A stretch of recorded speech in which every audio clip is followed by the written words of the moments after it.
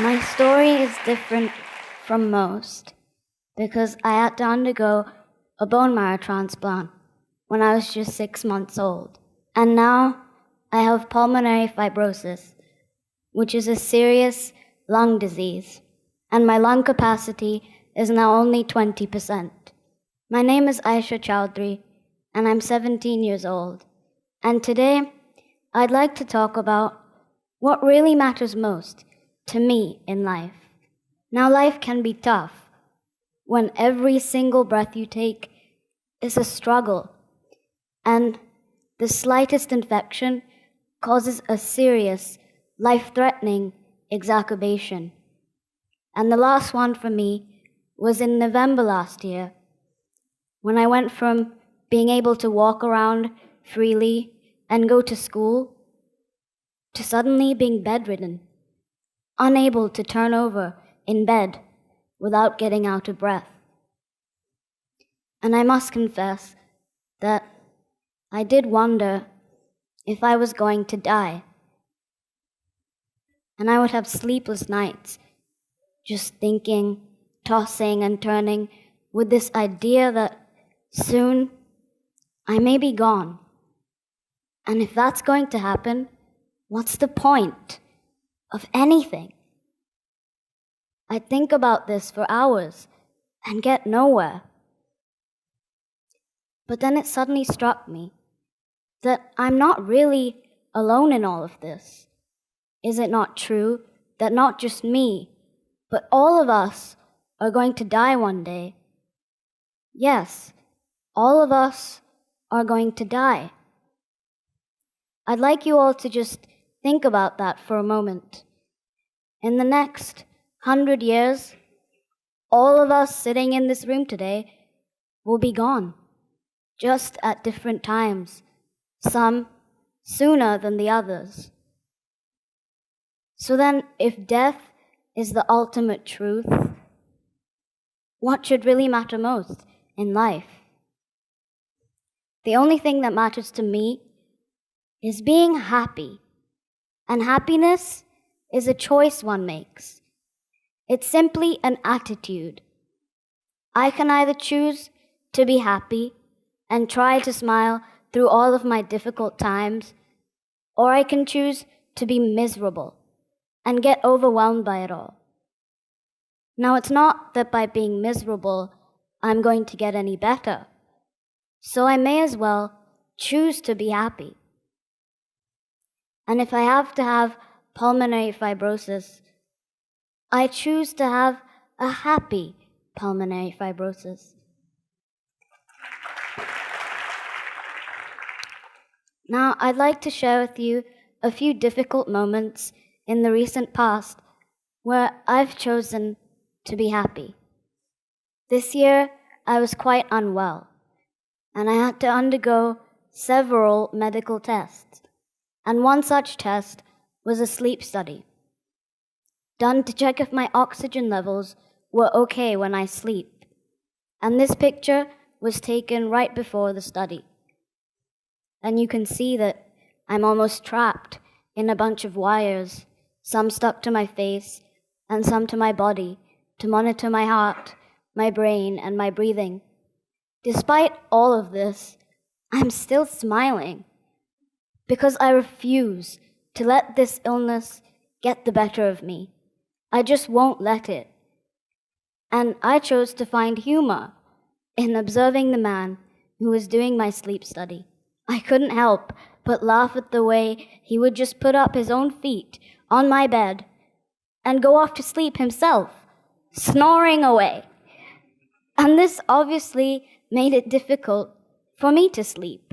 And maybe that's why my results were so bad. How ridiculous, I thought to myself. Later that month, my family and I had to go to England for a full medical checkup. And the days were filled with long, boring medical appointments, talking about lung transplant, and what seemed like endless amounts of tests. This is a picture of my brother and I just after I had spent one long day at the hospital. But guess where we were headed in this photo? To see a Broadway show in London, and it was fabulous. I was able to put the trauma of the day at the hospital behind me, and I still managed to find the will and the excitement in going out for a play and spending quality time with my brother. I believe that it's important to create many happy memories so that we can try to wipe out the sad ones. After having quite an unpleasant summer with all of these medical issues, my family and I decided to take a holiday to the Maldives. And there was so much to do in the Maldives. But of course, my health didn't permit me to do a lot of the things that I wanted to. And one of the main activities was snorkeling, and I desperately wanted to try it. But how could a person who has difficulty breathing go snorkeling? Well, in this picture, you can see me in my snorkeling gear right after I'd popped my head out of the water after seeing the most beautiful, vibrant colored fish. But now I'm not going to lie, I did only dip my head in for a second, but I did what I wanted to do, and that moment for me was worth everything.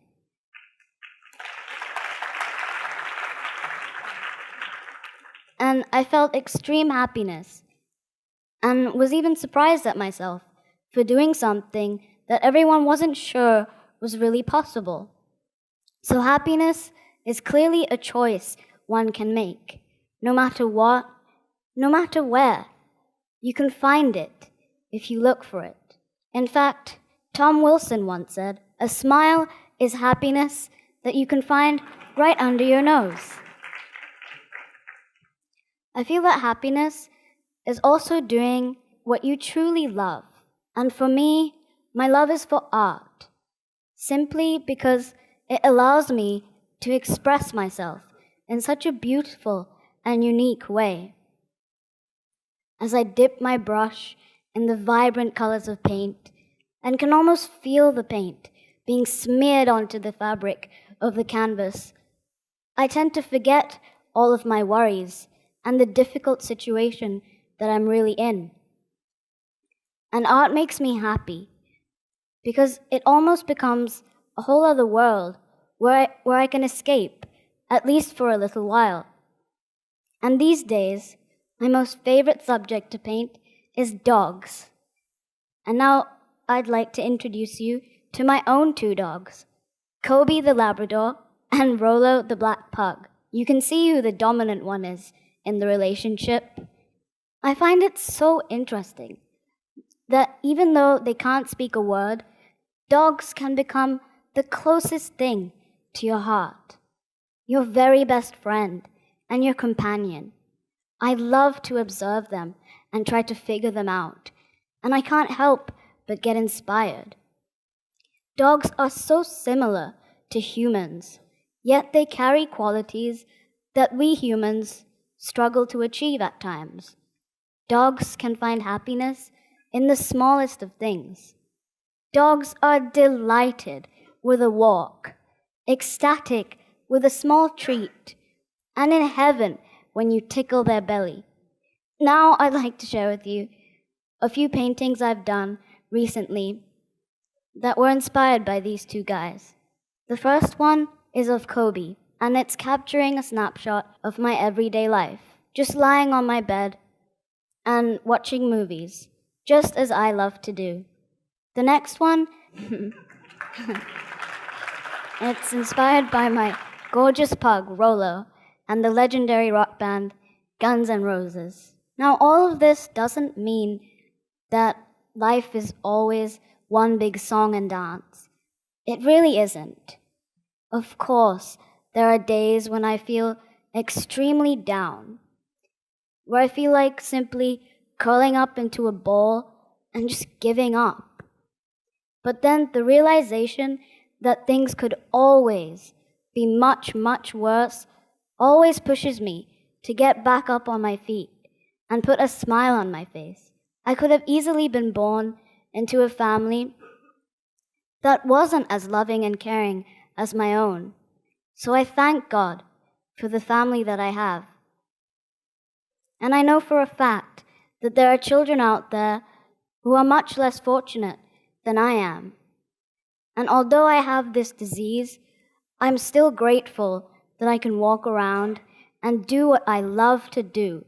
So happiness is an attitude. Happiness is doing what you truly love.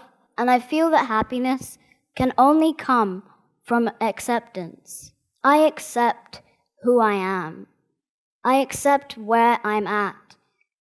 And I accept the challenges that I'm battling with today. And I'm even more determined to make the most of this wonderful gift of life that God has given me.